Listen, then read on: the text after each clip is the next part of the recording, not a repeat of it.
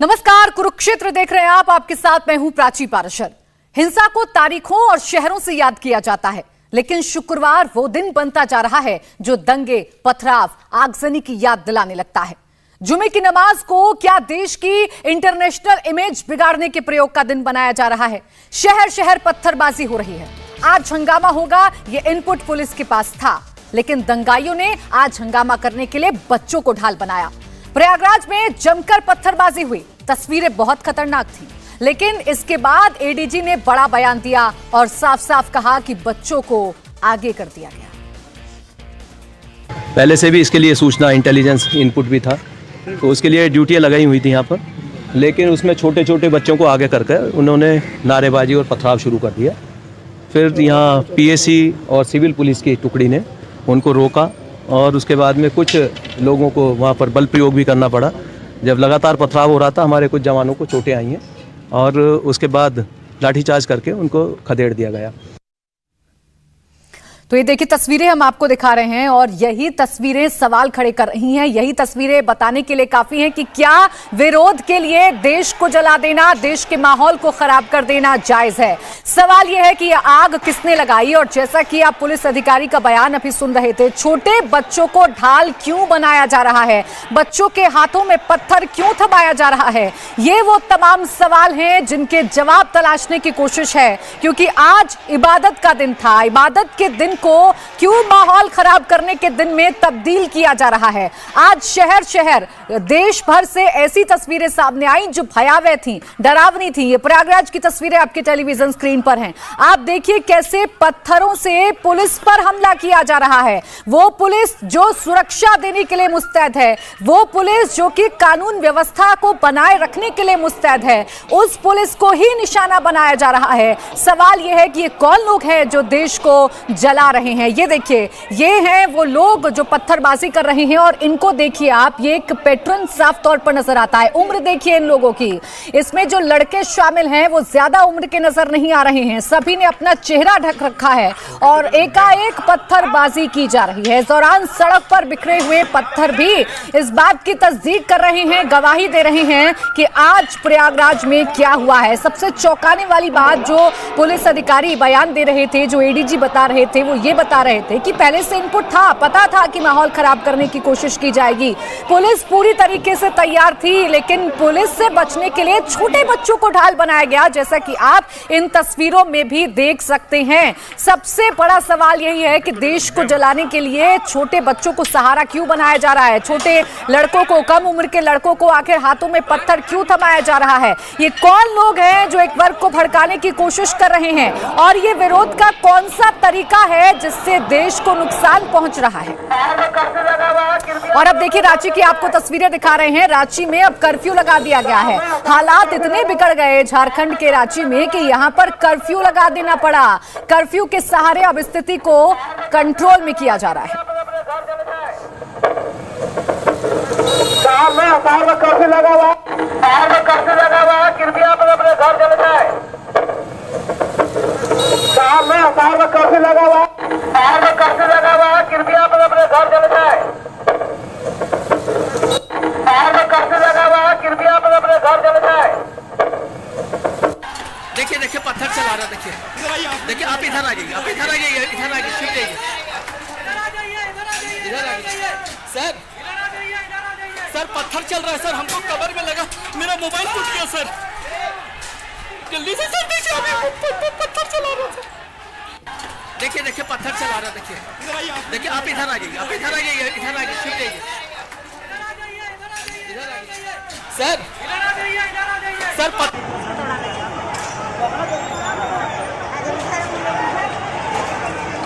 देख रहे हैं, देखिए मंदिर पे फेंक रहा है। और ये देखिए रांची की तस्वीर हम आपको दिखा रहे हैं। अभी तो वहां पर कर्फ्यू लगा दिया गया है, स्थिति को कंट्रोल करने की वहां पर अब पूरी तरीके से कोशिश है। लेकिन जब हंगामा हुआ, जब प्रदर्शन हुआ, जब विरोध के नाम पर कुछ उपद्रवी सड़कों पर उतरे, तो माहौल कैसा था ये आप तस्वीरों को देखकर अंदाजा लगा सकते हैं। कैसे भयावह तस्वीरें थी, कितनी खतरनाक तस्वीरें थी, वो आप इन्हें देखकर अंदाजा लगा सकते हैं। पत्थरबाजी की गई है, जमकर हंगामा किया गया है। यहाँ तक कि जो पुलिसकर्मी तैनात किए गए थे लॉ एंड ऑर्डर को बनाए रखने के लिए उन पुलिस कर्मियों को निशाना बनाया गया है जिन्हें अब से कुछ देर पहले आप इंडिया टीवी पर सुन भी रहे थे। आप उनकी आवाज को सुनकर अंदाजा लगा सकते हैं कि कैसा माहौल पैदा कर दिया था दंगाइयों ने, उपद्रवियों ने कैसा माहौल पैदा कर दिया था रांची में। देख रहे हैं, देखिए मंदिर पे फेंक रहा है। अबे भाग क्यों रहे हो?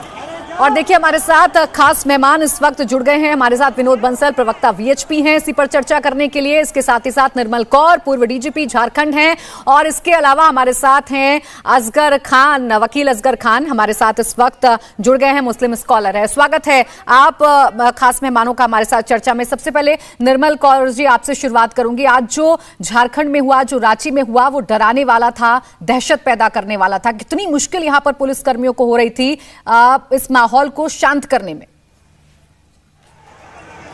देख रहे हैं, देखिए मंदिर पे हर जगह साइमल्टेनियसली जो एक साथ पूर्व नियोजित तरीके से जो नमाज के बाद, जुम्मे की नमाज के बाद ये हंगामे हुए, पत्थर पहले से इकट्ठे करके रखे गए थे और पुलिस बल, शायद इंटेलिजेंस थी पर इतने पैमाने पे, इतने बड़े स्तर पे होगी पुलिस को नहीं मालूम था। तो police that way was taken एकदम अनअवेयर्स, और उन्होंने और बल मांगा, पर जब तक बल आया बहुत हिंसा हो चुकी थी, पत्थर मारे गए। रांची में तो एक युवक की मृत्यु भी हो गई है गोलीबारी से, काफी लोग गोली से घायल है, 17-18 पत्थरबाजी में बहुत लोग घायल हैं और वो इलाज के लिए अस्पताल गए हैं।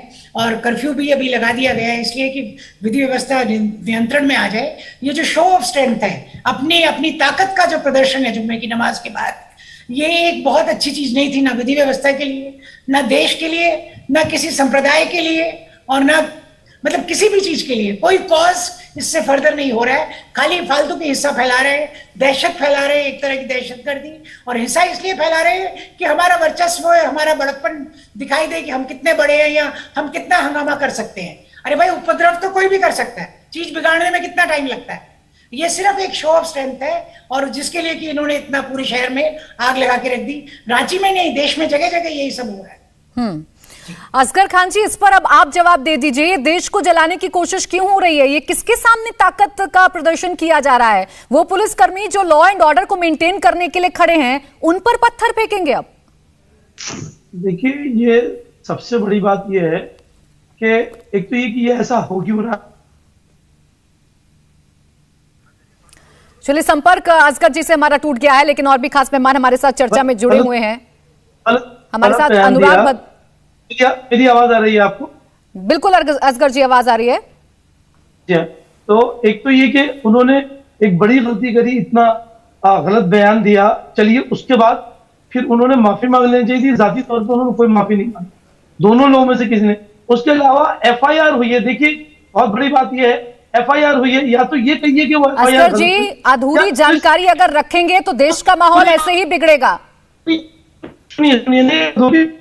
अधूरी जानकारी अगर रखेंगे तो देश का माहौल ऐसे ही बिगड़ेगा। जस्टिफाई मत करिए। ये बिगाड़ने वाले लोग हैं।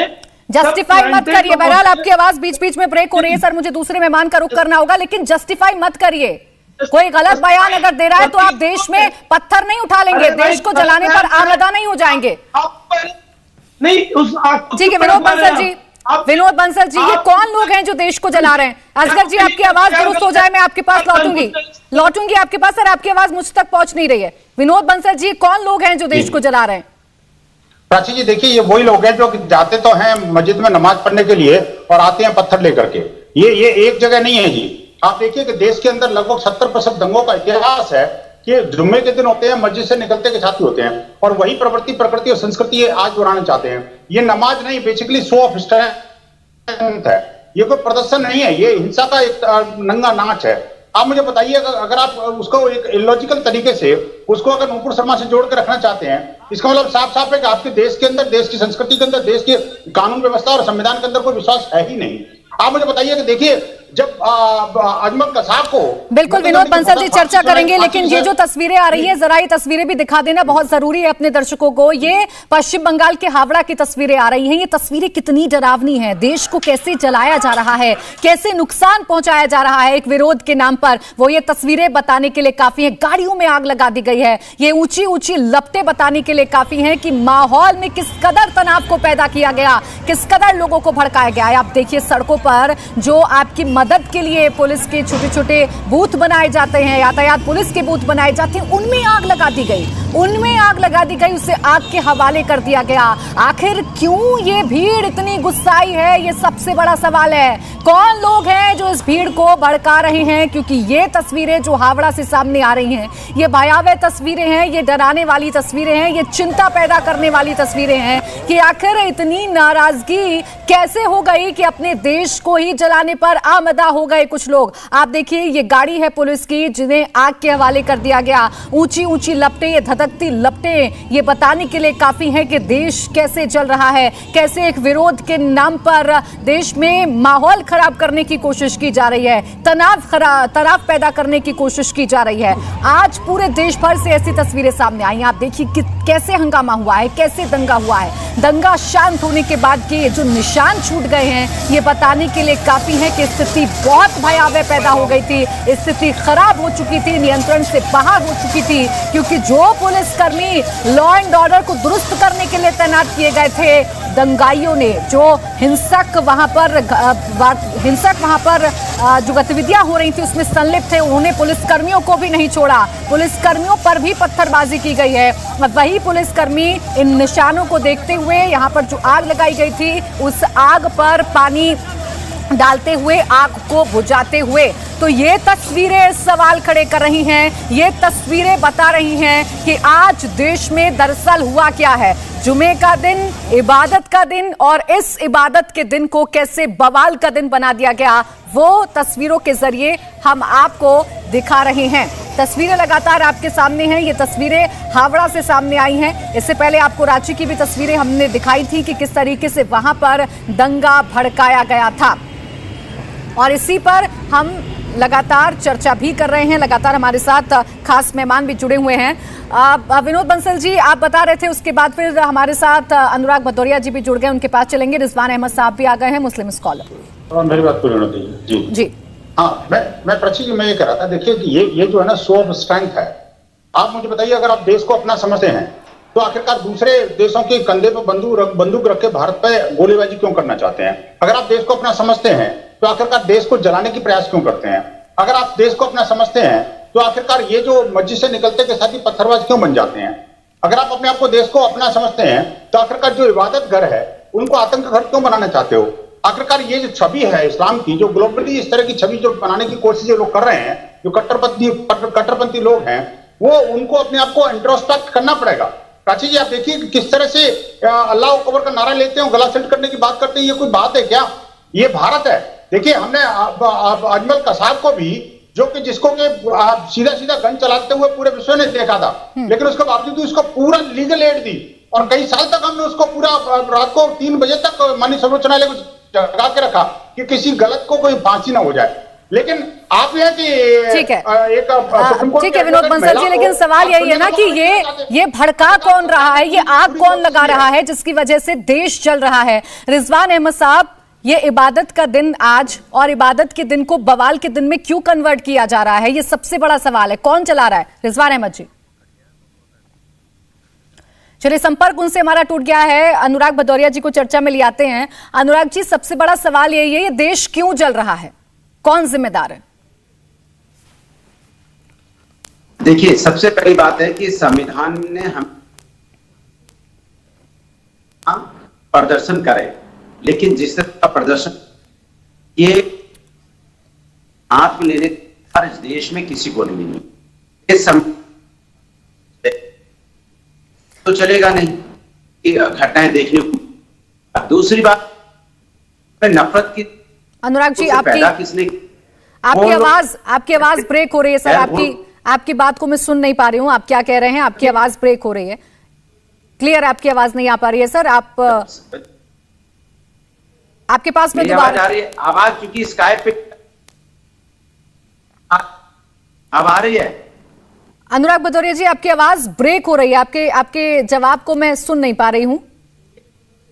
ठीक है, दुरुस्त करते हैं सर। इसकी आवाज ऐसी ही आती सर, दुरुस्त करते हैं, दुरुस्त कनेक्ट करवा दीजिए। ठीक है, दुरुस्त करते हैं सर, इस खामी को दूर करने की कोशिश करते हैं। हमारे साथ असगर खान जी भी जुड़े हुए हैं। इसके अलावा अगर रिजवान अहमद साहब आप हमारे साथ जुड़ गए हैं क्या? आपको आवाज आ रही है मेरी? रिजवान अहमद साहब, आपको आवाज आ रही है? जी आ रही है। देखिए रिजवान जी, जो सबसे बड़ा सवाल है जो देश के सामने खड़ा हो गया है वो ये है कि आखिर इस देश को कौन चला रहा है? इबादत के दिन को बदनाम कौन कर रहा है? कौन इसे बवाल के दिन में कन्वर्ट कर रहा है? जी शुक्रिया। जय हिंद, वंदे मातरम। सबसे पहले तो जब रामनवमी पर पत्थर चले थे, अच्छा उससे भी पहले ये मुस्लिम स्कॉलर ना लिखा करिए, मुस्लिम स्कॉलर्स की ऐसी हालत हो गई है, एक पत्थर हटाओ नीचे से 2 निकलते हैं। वकील लिख दिया करिए, इतना बहुत है। पहली बात। ठीक है, इसे दुरुस्त करते हैं। दूसरी बात, जब रामनवमी पर पत्थर चले थे तो बहुत मैंने डिबेट्स में सुना था कि गंदी नारेबाजी ने मुसलमान भाइयों को प्रवोक कर दिया, जिस वजह से उन्होंने पत्थर चलाए।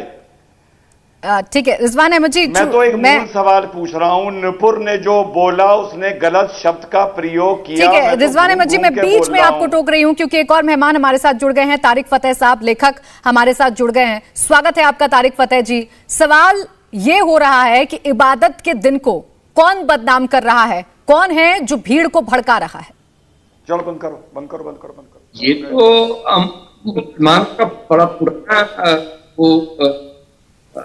तरीका है। रमजान में सबसे ज्यादा जंगें हुई हैं, जुम्मे के दिन सबसे ज्यादा जुलूस निकाले जाते हैं, क्योंकि वो मस्जिद में इकट्ठा हो जाते हैं। वहां एक लेक्चर मिलता है किसी मुल्ला पे जिनके इस्लाम खतरे में है और काफिर आपके अगेंस्ट, दैट गोज ऑन। और ये बड़ी पुरानी ट्रेडिशन है कि खुली छुट्टी दी है हिंदुस्तान में, तो ये चलेगा। क्योंकि आप मस्जिद तो हिंदुओं को या कौमुल काफरीन को गाली नहीं दे सकते हैं, लेकिन कोई बाहर अगर कोई बात भी करे, अगर कोई ये भी पूछे कि उसने जो हदीसें पढ़ी उसमें कोई गलत बात नहीं की, वो तो हमारे मुसलमान की किताबों में लिखा। लेकिन आप सोचिए कि कितना दंगा हो गया, कितनी मारपीट हो रही है, कि भी लग गया।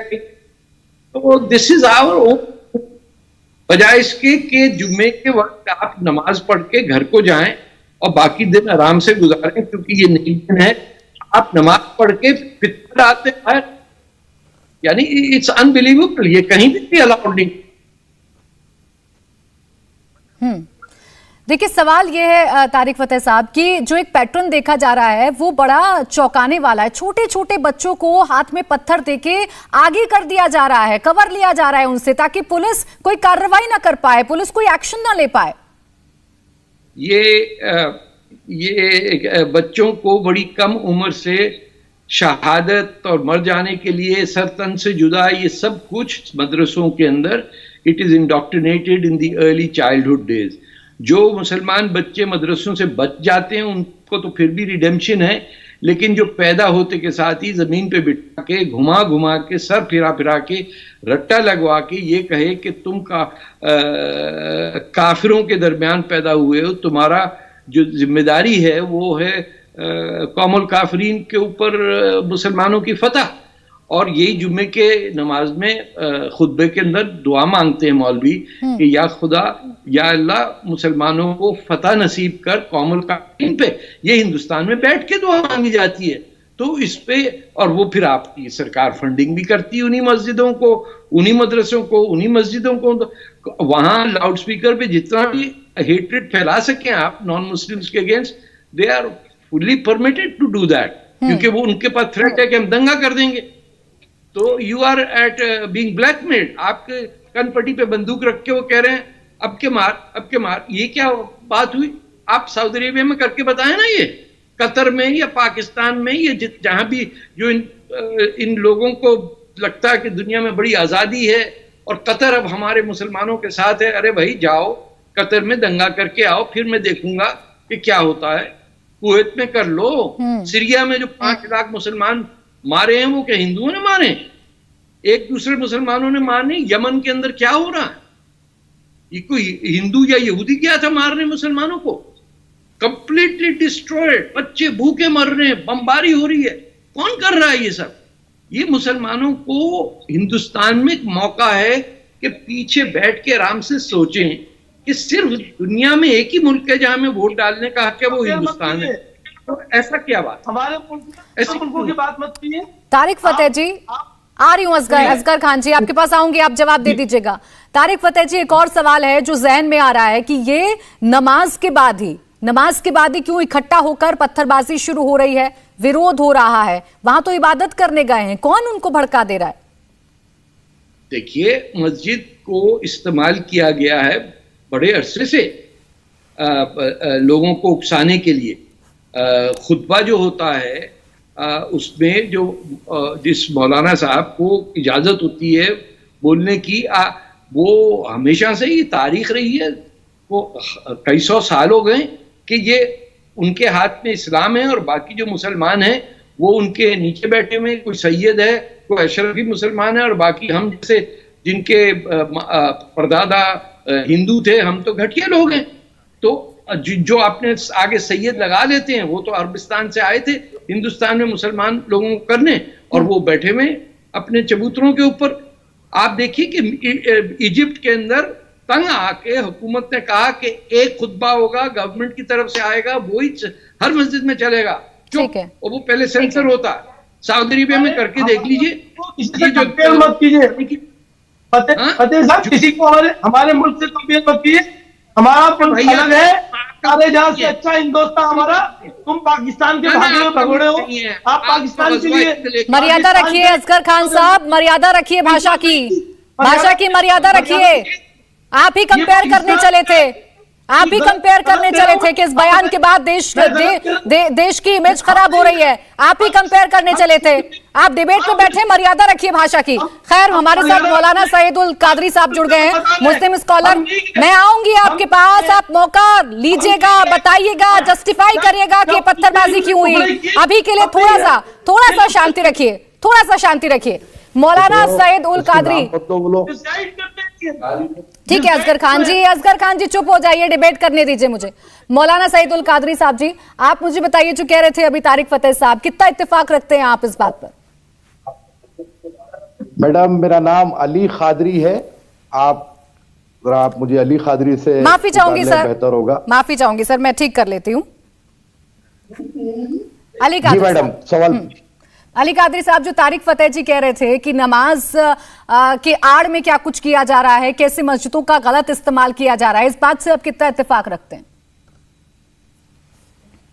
देखिए मैडम, तारिक फतेह साहब को मैं क्या बोलूं क्या ना बोलूं मुझे समझने आ नहीं रहा है, क्योंकि ये ना तो हिंदुस्तान में है, ना इनके ऊपर FIR हो सकता है। अगर ये हिंदुस्तान में रहते तो शायद हम इन पर भी FIR करवा देते, क्योंकि ये भड़काने का काम कर रहे हैं। रही बात जुमे की नमाज का, जो सिस्टम इस्लाम में रखा गया है, वो सारी कम्युनिटी एक साथ जमा हो और एक दूसरे के हालात मालूम करे और अल्लाह उसके रसूल का पैगाम सारी कम्युनिटी को सुनाया जाए। खुतबा जो दिया जाता है उसमें कुरान और हदीस पढ़ाई जाती है और सुनाई जाती है। ठीक है। रहा सवाल आज के जो हालात है मैडम, आज जो नमाज जुमा के बाद कुछ शहरों में जैसे रांची है, प्रयागराज है, जहां कहीं भी जो उत्पात मचाया गया है, इसकी हकीकी माना में तहकीकात होना चाहिए। क्योंकि देखिए, ये जो बयान के ऊपर जो एहतजाज किया जा रहा है, ठीक है कादरी साहब, लेकिन एक बयान को आड़ में लेकर पत्थरबाजी करना, देश को नुकसान पहुंचाना, पुलिस पर हमला करना, ये तो कतई बर्दाश्त नहीं किया जाएगा। तो कुरुक्षेत्र में जुमे के दिन हुई हिंसा पर बड़ी बहस हम कर रहे हैं। आज शुक्रवार के दिन देश के कई इलाकों में हिंसा और आगजनी हुई। एक हैरान करने वाली तस्वीर आपको दिखाते हैं। तेलंगाना के महबूब नगर में बहुत ही चौंकाने वाली तस्वीर सामने आई है। यहां भी प्रोटेस्ट किया गया, लेकिन इस दौरान तिरंगे के साथ बेअदबी की गई। प्रदर्शनकारियों ने तिरंगे का अपमान किया। तिरंगे में अशोक चक्र की जगह कलमा लिख दिया गया। तो ये तस्वीरें हम आपको दिखा रहे हैं, ये चौंकाने वाली तस्वीरें हैं। हमारे साथ हमारे सहयोगी इस वक्त जुड़ गए हैं। टी राघवन, क्या जानकारी है आपके पास? टी राघवन, ये बहुत बड़ी जानकारी, बहुत बड़ी खबर है। तिरंगे के साथ बेअदबी करना, मतलब विरोध में आप इतने चूर हो गए कि आप भूल गए कि आप देश के तिरंगा आपके हाथ में है। जी बिल्कुल, देखिए प्राची, दक्षिण भारत में भी ये प्रोटेस्ट आज जुम्मे की नमाज के बाद देखने को मिला। खास तौर पर तेलंगाना में और कर्नाटक के कुछ हिस्सों में प्रोटेस्ट हुआ। तेलंगाना में हैदराबाद में जो ऐतिहासिक जामा मस्जिद उसके सामने भी प्रोटेस्ट किया गया। और ईरान के वहां के सामने भी प्रोटेस्ट हुआ। उसके बाद एक तस्वीर जो महबूब नगर की हम आप दर्शकों को दिखा रहे हैं, इसमें सब नजर आ रहा है कि किस तरह से तिरंगे का अपमान किया गया। हमारी बात हुई वहां पर एसपी से, उनका यह कहना था कि जैसे ही ये विजुअल्स उन्हें मिले उन्होंने तुरंत वहां पर जो है टीम भेजी है। इस बात की जांच की जा रही है कि इसके पीछे कौन है। जाहिर तौर पर कार्रवाई जो भी कानूनन बनती है उनके खिलाफ की जाएगी, लेकिन ऐसी तस्वीरें वास्तव में पूरे देश को चिंता में डालने वाली है। प्राची, बिल्कुल, बहुत शुक्रिया आपका टी राघवन, हमारे साथ जुड़ने के लिए, जानकारी देने के लिए। अली कादरी साहब, आप कह रहे थे कि इबादत कराई जाती है, बताया जाता है कैसे समाज में नेकी कराई जाए, लेकिन सर ये क्या देख रहे हैं हम टेलीविजन स्क्रीन पर? ये कौन सा तरीका है विरोध का?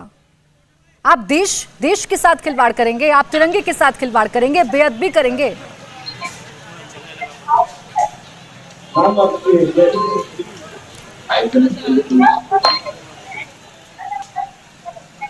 आवाज आ रही है आपको?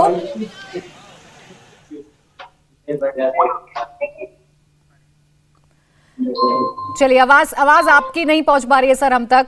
तारिक फतेह जी, ये तस्वीरें देखकर क्या सवाल पूछूं, क्या बोलूं, मुझे भी खुद समझ नहीं आ रहा। ये कौन सा तरीका है विरोध का? ये गज़वा हिंद का है, जिसके अंदर जहन में बैठा हुआ है लोगों को कि बहादुर शाह जफर के बाद हमारी हुकूमत होनी चाहिए हिंदुस्तान पे, और मुसलमान को हक है वो पूरे हिंदुस्तान, यानी दो बाजू काटने के बाद भी 47 के अंदर इस्लामी वो स्टेट बनाने के बाद नजर तो उसी पे है ना कि मुगल जब आएंगे फिर दोबारा आज हो।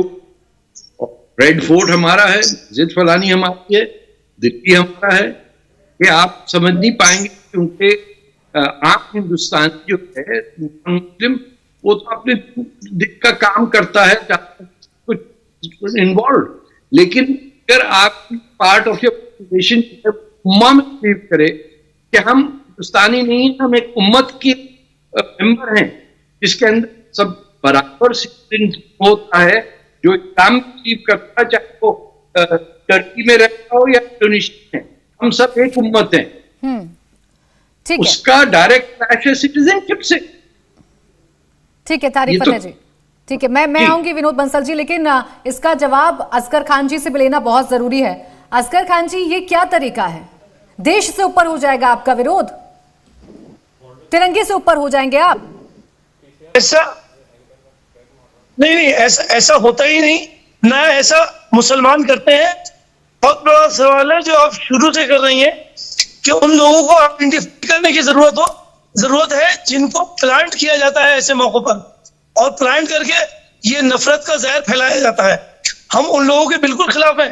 हमने कभी नहीं कहा कि उन लोगों की कहीं हिमायत करी हो या उनके फेवर में कोई बात कही हो, लेकिन आपकी बात बिल्कुल सही है कि ये कौन लोग हैं, बार बार आपने कहा है, उनको आइडेंटिफाई करने की जरूरत है।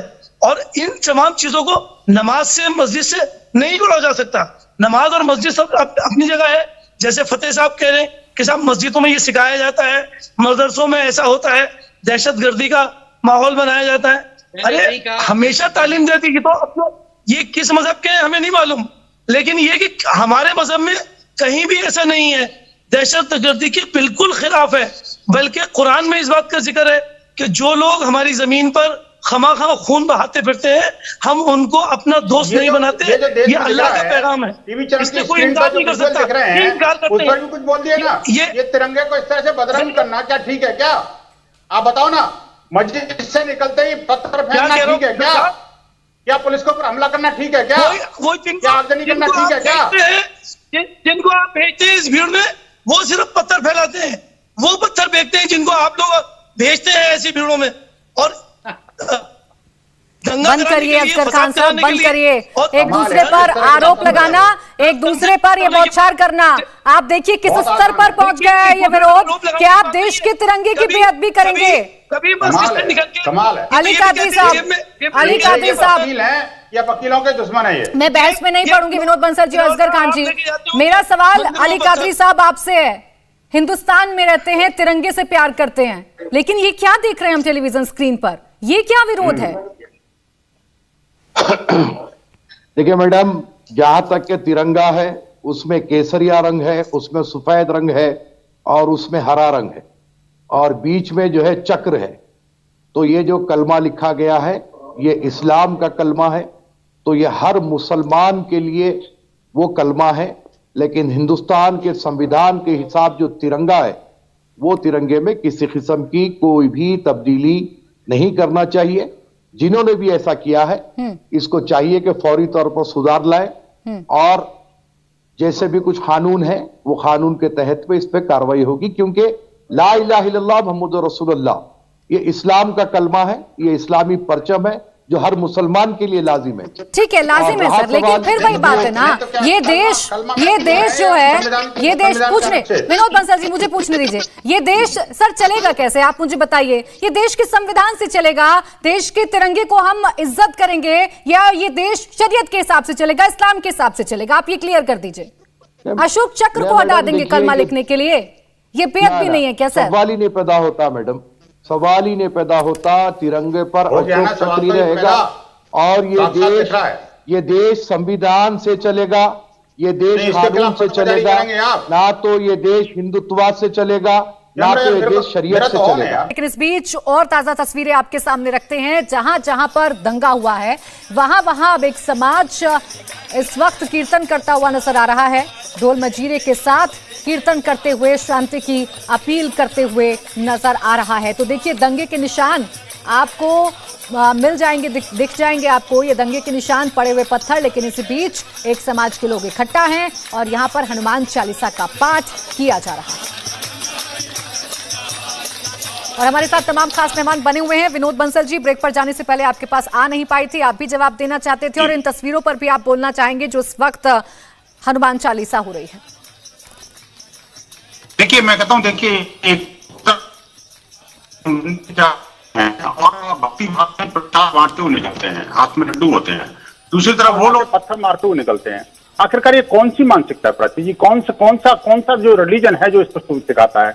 एक तरफ तो कहते हैं कि मजहब नहीं सिखाता आपस में बैर रखना, लेकिन मुझे तो ऐसा लगता है जैसे मजहब ही है जो सिखा रहा है आपस में बैर रखना। ये बिल्कुल भी ठीक नहीं होनी चाहिए बात, ये देश के लिए ठीक नहीं है। और ये कौन सा दृष्टांत करना चाहते हैं? मैं कहना चाहता हूं, देखिए सबके लिए कानून है, न्यायालय है और न्याय की प्रक्रिया है। आप ये नहीं समझ सकते कि आपने किसी की कंप्लेंट करी है, FIR दर्ज करी, तुरंत उसको फांसी दे दो। अरे भाई अजमल कसाब को भी हमने साल भर लगाया था उसको, और रात को 3 बजे तक कोर्ट को जगाया था कि नहीं? हमने पूरा अपॉर्चुनिटी दी थी, ये बात जानते हुए भी कि सामने गोली चलाते हुए पूरे दुनिया ने देखा उसको।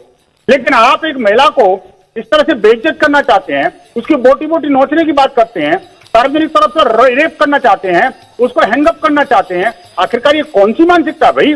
आप किस पाषाण युग में जी रहे हैं? और मैं कहता हूं मस्जिद क्या कोई इबादत घर है? आप कहते हैं अल्लाह का घर है। अरे भाई अल्लाह के घर से तो आपको शांति मिलकर निकलनी चाहिए, आप तो अशांत होकर निकलते हैं।